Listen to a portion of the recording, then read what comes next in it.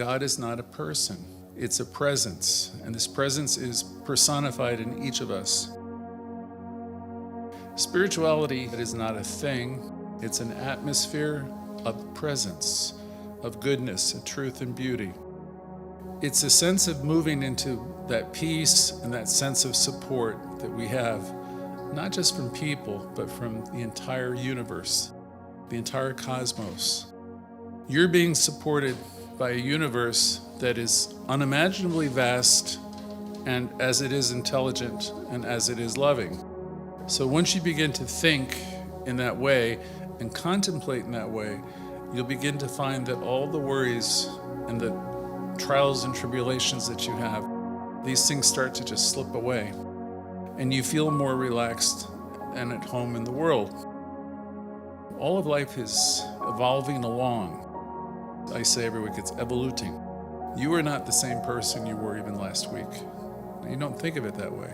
And you're certainly not the same person you were 5 years ago. You've grown and you've evolved, and you will continue to do. All of us are. Goodness is really what you participate in when you're doing kindly things for yourself, for people, when you're giving of yourself and you're really not expecting anything back. Goodness is when you make other people's lives better and when you make your own life better. And so goodness and spirituality are really the same thing.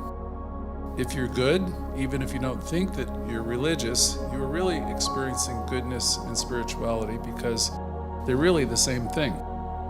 They're really one thing. So it's a feeling. You can think of it as a feeling thing.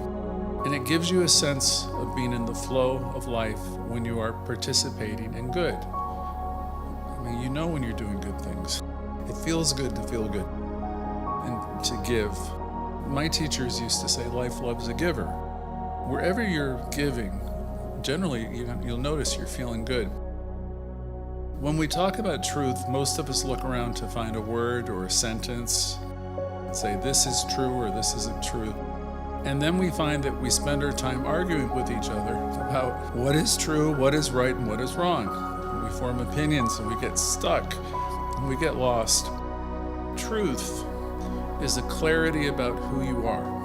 When you begin to see yourself aligned with the flow and the way of life, then you know that you have stumbled upon what is truth, what is beauty. And when we think of beauty, we must understand that Source, or God's way of announcing itself, is by experiencing the world. And the world is filled with grandeur and the beauty of the Creator. And what happens is that we become habituated to what we see.